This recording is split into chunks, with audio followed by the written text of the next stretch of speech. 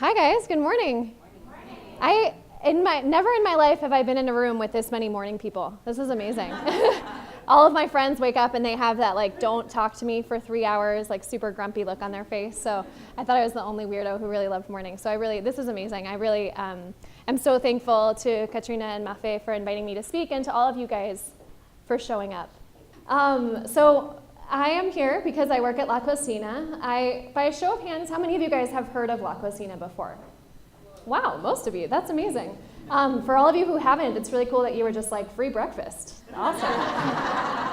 I'm in. It's so wonderful to be here. I really appreciate the opportunity to speak about the work that I do. Excuse me. La Cocina is a nonprofit, and we are located in San Francisco's Mission District. It opened in 2005. And the reason why La Cocina began was really because of the informal food economy. If you walked around the Mission in the 90s, late 90s, actually even if you walk around the Mission today, when you come out of bar, there's sometimes someone there selling tamales, there's women pushing strollers that have churros on them, the cut fruit carts. All of those vendors are actually informal. They're not permitted. So they're sort of doing that under the table, they're preparing the food at home, and they're selling it to their community. And this is something that's been going on in immigrant communities forever. I think it happens all over the world. It's a way that people make a little bit of extra money on the side. And in the late 90s, early 2000s, a number of nonprofit organizations got together and they thought, there's real economic power here. If we could work with these entrepreneurs and provide them with resources so that they could actually formalize, that would be really transformative for these communities that don't often get economic opportunities. And so La Cocina was built. It's a commercial kitchen space. It's on Folsom between 25th and 26th. And our original goal was just to be a community kitchen. So to have these informal entrepreneurs be able to come, produce food, and then be able to sell their food with permits. But very quickly, we realized that just having a kitchen is not enough. Starting a business is super challenging. There are a million different permits that you have to get. I don't know if any of you guys own small businesses in here or freelance, but it's challenging, right? You have to figure out your accounting. There's so many different pieces of the puzzle. And so La Cocina quickly shifted into an incubator, a business incubator. And I think the best way to actually talk about the work we do is to do it by example. So this is Isabel. Isabel is from Mexico City. She moved to the States with her husband and their 5 sons. So even before I start telling you my story, you already know she's a badass because she's got 5 sons. And she, like any immigrant, right? They came to the Bay Area, they were looking for better economic opportunities for their family and for their kids. Her husband is named Juan Carlos, and he got a job making bagels in a bagel shop in Noe Valley. She was doing nannying, but she's an amazing cook. I mean, she just is someone who, I think if she made like mashed potatoes, they would taste better than anyone else's mashed potatoes, somehow. And so she's watching kids, but really what she was doing was cooking. This is actually a picture of her in front of one of the markets on 24th Street, and she would go to that market with a big cart, buy a bunch of ingredients. That's South Van Ness. Her apartment's on South Van Ness, and make a bunch of food.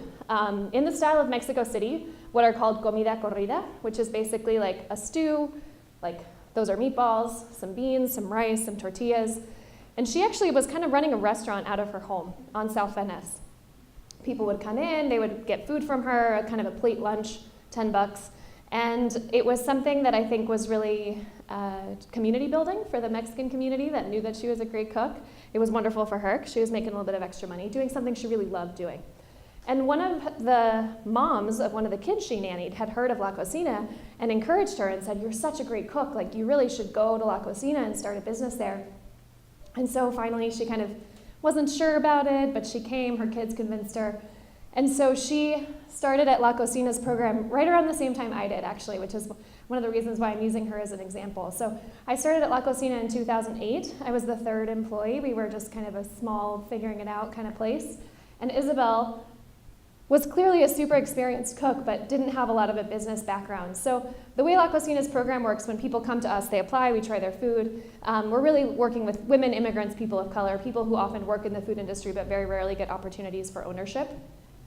And we provide them with kind of everything you need to start a business. It's really full service.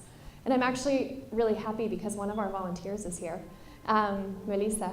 And one of the things that we do is we work with graphic designers, and they provide logos for our businesses. We work with food photographers. They do professional food photography, websites, lawyers. A lawyer helped her start an LLC. So all the basis of what you need to start a business. And the goal there is that once they have all those pieces in place, the accounting system, HR, et cetera, they're really able to start selling. So a big part of what La Cocina does is connect people to sales opportunities. So Isabel actually started selling 10 years ago at the Noe Valley Farmers Market. Has anyone been to that farmers market? Has anyone tried our food there? Have you had chilaquiles? No, you guys are missing out. They're so good. Go there on Saturdays. And I think, our theme today is commitment, and I'll get to that a little bit, but talk about commitment. When you're looking at a commercial kitchen space, everything is there, right? So every Saturday morning at 5 in the morning, her husband, and at least 2 of her sons come to La Cocina.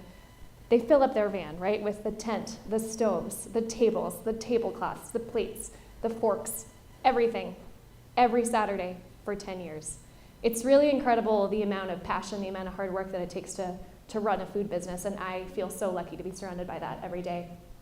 So our goal always is that businesses will grow, right? So we connect them to farmers market opportunities, to other events, to sales. And the goal is really that people will actually leave our kitchen and move into their own spaces. And for Isabel, that actually happened 7 years after joining our program. So when she was 7 years in, our average is about 5.5 years. People are often surprised by how long people spend in our incubator, but it takes a really long time. Opening a restaurant in San Francisco is incredibly expensive. And she actually 2 years ago, opened El Buen Comer. That's a picture early in the morning. I apologize for all the bars, but I thought it was like a good morning theme. It's before they open. It's not always like that. It's at the corner of Mission and 30th, which is really amazing if you think about it, right? Because she lives on South Van Ness. She was always doing her shopping on 24th Street. It's in her neighborhood. Also one of the most expensive neighborhoods to start a restaurant in the city. This is actually a landlord who came to La Cocina saying, I have a space and I want to build it out. I want it to be a restaurant and I want a La Cocina entrepreneur to be in it. Those people are like the best kind of people. And they provide opportunities for our businesses to really be able to be out in the world. And so El Buen Comer opened a couple of years ago. It is just such incredible Mexican food. Isabel is such a talented cook. And we are so happy because actually like last month, it was named one of the Eater Essential 38 restaurants to San Francisco, which is just incredible. Yeah, definitely deserves a round of applause. And I think it's all the more remarkable because Isabel doesn't speak English. She's a monolingual Spanish speaker, and she, finished high school in Mexico, but doesn't have a formal education. But that doesn't mean that she can't start a business, right? It doesn't mean that she can't be incredibly successful. She can't create jobs for herself, for her family members. She's got 7 employees working at this restaurant. So that's really what La Cocina is all about. And a lot of people ask me, how did you get into La Cocina? I think I actually included that story in my bio. But the more interesting question for me isn't how I got into it, but really why I got into it. And to tell you guys that story, I'm going to introduce this cute little redhead. That's my dad.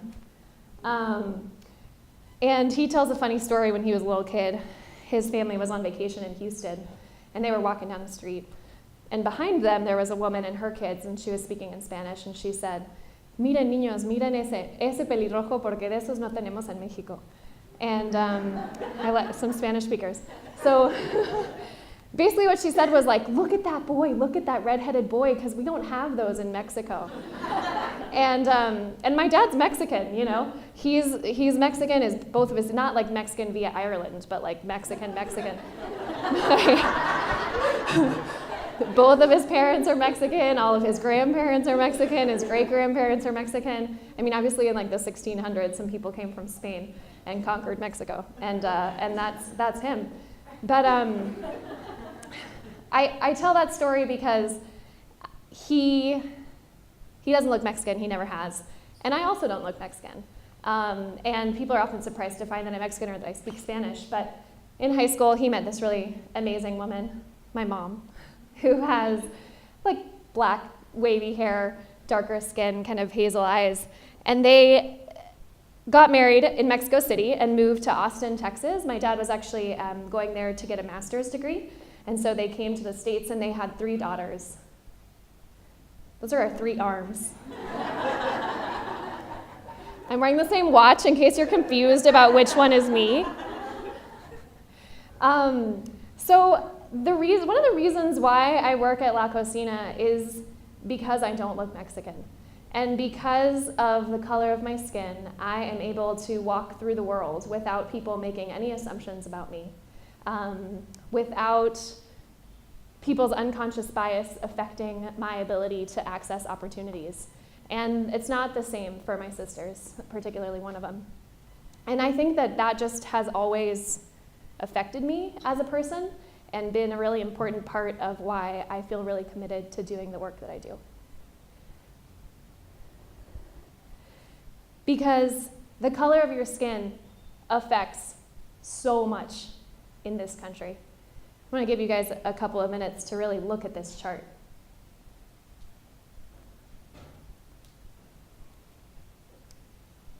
There's probably some data nerds out there, right? So the average in this case looks really similar to the median, and it's incomplete, right? This is just Black and Hispanic or Latino people. It doesn't include Asians or Native Americans or lots of other races that are really important to look at. And actually, really depressingly, since 2016, that gap has gotten wider. So when I look at this chart, I feel like I kind of go through like a whole series of emotions, right? First, it's kind of confusion, like, really? Really? Is it like almost 1 million and less than 200,000? Like, what? Denial, like they must be wrong. But then it kind of just sort of shifts into like despair and frustration. And it's easy to get caught there, but I think where I go eventually is really to commitment. Because I feel really committed to changing this. And it might be for only a few people here in the Bay Area. It might be in sort of one specific industry, but it's something that matters so much to me and that I feel super committed to. That's a big reason why I work at La Cocina. And I have a question. Is anyone here from San Francisco, born and raised? Yeah, wow, amazing. So first of all, sorry that we all came to invade your incredible city. I remember when I was in college, I actually only looked for jobs in San Francisco. I was so sure that I wanted to live here. I have some family out here, and I came and visited, and I just loved it. I loved the diversity. That was what really drew me to San Francisco, was walking out in the Richmond, seeing all the Chinese restaurants, seeing the signs in Chinese, being in the Mission District, hearing people speak only Spanish, walking around North Beach. Immigrants made this city.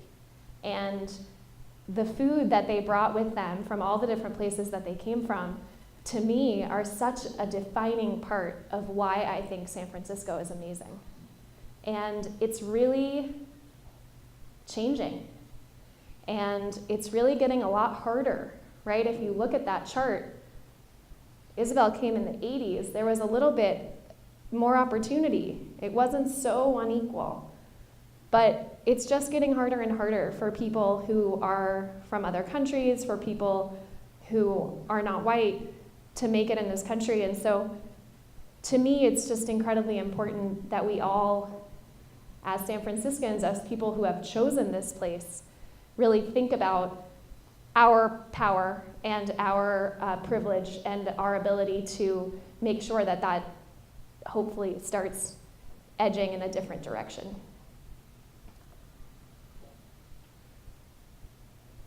SF Weekly said this, it was very nice, because that's why I'm here, you know? It's why I've been at La Cocina for 10 years. I really love and appreciate the culinary diversity of San Francisco, and I just really think it deserves a chance, that people who are not traditionally in power, people who don't have capital, really deserve an opportunity to be the ones who are owning small businesses, who are driving our economy. So that's really important to me. And I feel incredibly lucky to have spent my last 10 years at La Cocina, because it means I've gotten to work with all these amazing folks.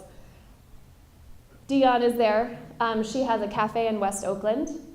This is Antoinette and her 2 daughters. She owns Endless Summer Sweets, which is on Shattuck Avenue in Berkeley. That's Koji and Aki. They're the owners of Onagili, which is actually right there. It's like 1 block away from here. I hope you guys go if you haven't, if you work here. And then this is Dilsa and her kids and her employees. So a really remarkable thing happens when people who are working class become owners and are in power. And part of that is that they hire people from their communities. They create jobs for people who speak the same language that they do, that look like they do. And I think that that creates a really incredible work environments. And there's obviously a lot of press right now about harassment issues in restaurants, and none of those restaurants are run by women. And I think that putting women in power is another really important way to make sure that people who work in these restaurants are safe and protected and have good lives. So to me, this is why I work at La Cocina. These are the people who I care the most about. I mean, I'm the one who gets asked to speak at these things, but they're the ones who are doing all the work. They're the ones who are waking up early. They're the ones who are on their feet for 12 hours a day. They're the ones who are creating jobs. They're the ones who I think are really making a difference. And I really hope that my role in my job is really to provide them with more and more opportunities and to highlight the work that they're doing. And hopefully to get everyone to go eat at their restaurants, because that's also a really important thing.